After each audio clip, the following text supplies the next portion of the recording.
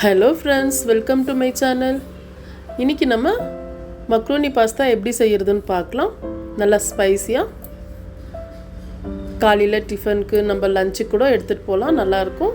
வாங்க எப்படி செய்கிறதுன்னு பார்க்கலாம். இன்றைக்கி நான் பேனில் நல்லா ஒரு லிட்டர் தண்ணி வச்சு கொஞ்சம் உப்பு சேர்த்துக்கிறேன் மக்ரோனி வேக வைக்கிறதுக்கு. இப்போ நம்ம மக்ரோனி சேர்த்துக்கலாம். நான் 1/2 கிலோ மக்ரோனி சேர்த்துருக்குறேன். இதை நல்லா கலக்கி விட்டு இது 1 நிமிஷம் மூடி போட்டு வைக்கலாம்.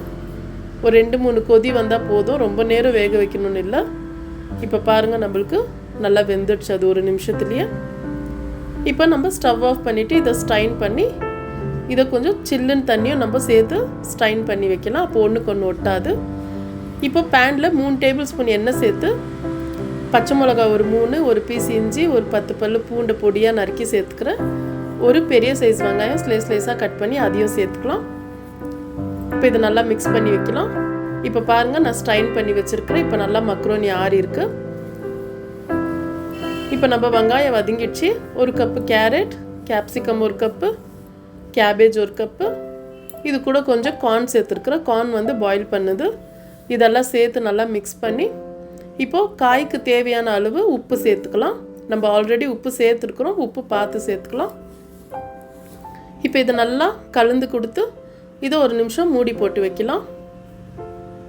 நம்ம காய் கொஞ்சம் வதங்கட்டும். இப்போ காய் வதங்கிடுச்சா பார்க்கலாம். பாருங்கள், நம்ம காய் நல்லா வெந்திருக்கு. இப்போ நம்ம மிளகாத்தூள் 1 டீஸ்பூன் சேர்த்துக்கிறேன். 3 தக்காளி நல்லா அரைச்சி வச்சுருக்கிறது பேஸ்ட்டு சேர்த்துக்கிறேன். இதெல்லாம் சேர்த்து நல்லா மிக்ஸ் பண்ணி கொஞ்சம் பச்சை ஸ்மெல் போட்டோம் தக்காளி தான், அது வரைக்கும் கொஞ்சம் நல்லா வதக்கி விடலாம். இப்போ பாருங்கள், நம்ம தக்காளியெல்லாம் பச்சை ஸ்மெல் போயிட்டு நல்லா மணமாக இருக்குது. இப்போ இந்த டைமில் நம்ம பாயில் பண்ணி வச்ச மக்ரோனி சேர்த்துக்கலாம். இது கூட 1 table spoon soya sauce, 2 table spoon chilli sauce, இதை சேர்த்து நல்லா மிக்ஸ் பண்ணி விட்டுக்கலாம். இப்போ எல்லாமே மிக்ஸ் பண்ணி விட்டு இப்போ மக்ரோனி நல்லா அந்த காய் கூட செட் ஆகணும். இப்போ இதை 1 நிமிஷம் மூடி போட்டு வைக்கலாம் மீடியம் ஃப்ளேமில் வச்சு. இதில் தேவைப்பட்ட ஒரு 2 டீஸ்பூன் கீ சேர்த்துக்கலாம் இந்த டைமில். ஆனால் நான் கீ சேர்க்கல. பாருங்கள், நம்ம சட்டுன்னு செஞ்சிட்டோம் மக்ரோனி பாஸ்தா.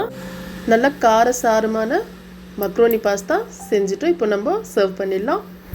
இந்த ரெசிபி செய்யும்போது நம்ம கொஞ்சம் காரம் கம்மியாக சேர்த்தா பசங்க விரும்பி சாப்பிடுவாங்க.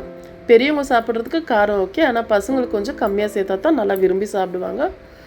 அவ்வளோதான் ஃப்ரெண்ட்ஸ். நான் போடுற வீடியோஸ் உங்களுக்கு பிடிச்சிருந்தா லைக் பண்ணுங்கள், ஷேர் பண்ணுங்கள், மறக்காமல் சப்ஸ்கிரைப் பண்ணுங்கள். தேங்க்யூ.